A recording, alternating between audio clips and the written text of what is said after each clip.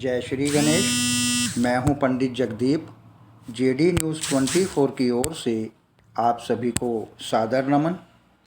आज हम इस वीडियो में हस्तरेखा के आधार पर चर्चा करेंगे कि हथेली में मस्तिष्क रेखा अपनी कुछ खास अवस्थाओं के कारण जातक के स्वास्थ्य और उसकी एकाग्रता पर किस प्रकार कुप्रभाव डाल सकती है।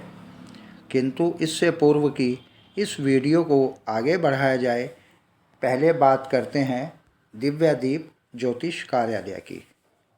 वैदिक ज्योतिष शास्त्र, वास्तु शास्त्र, अंक शास्त्र, सामुद्रिक शास्त्र, लाल किताब, हस्त रेखा, जन्म कुंडली विश्लेषण और रत्नों के परामर्श के लिए आप संपर्क कर सकते हैं। हमारे संपर्क सूत्र हैं 931-868-2393। अन्य संपर्क सूत्र है 701-879-7214।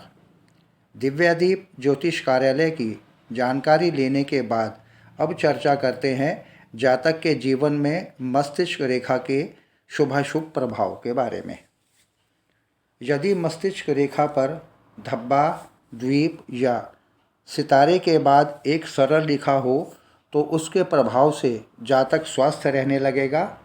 अब यदि इसे कुछ यूं कहा जाए कि जातक की हथेली में मस्तिष्क रेखा पर कोई धब्बा, द्वीप या कोई अन्य सितारा निर्मित हो जाए तो हाथ में उस रेखा की लंबाई के बने रहने तक जातक की सेहत को चिंताजनक स्थिति बनी रहेगी।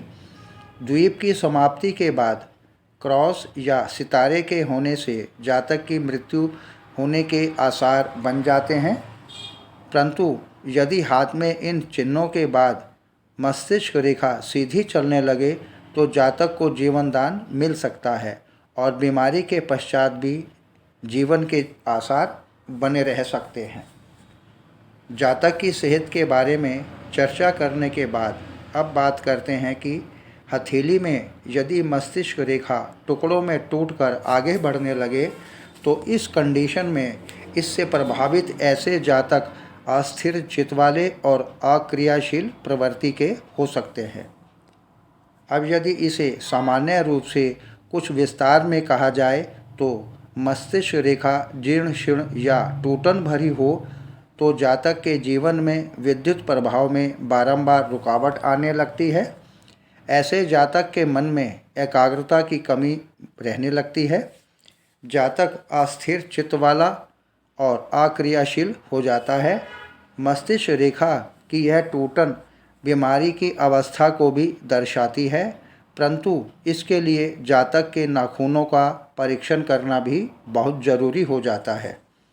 साथ ही हथेली में जीवन रेखा और अन्य बिंदुओं का भी गहन अवलोकन करने के पश्चात ही किसी बीमारी या अन्य किसी कंडीशन की घोषणा करनी चाहिए।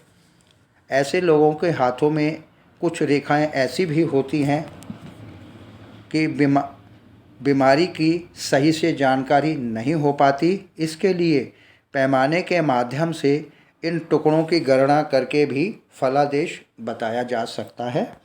आगे प्रभु इच्छा आगामी वीडियो नए प्रसंग के संग ऑनलाइन परामर्श उपलब्ध। आपकी समृद्धि की कामना सहित पुनः जय श्री गणेश।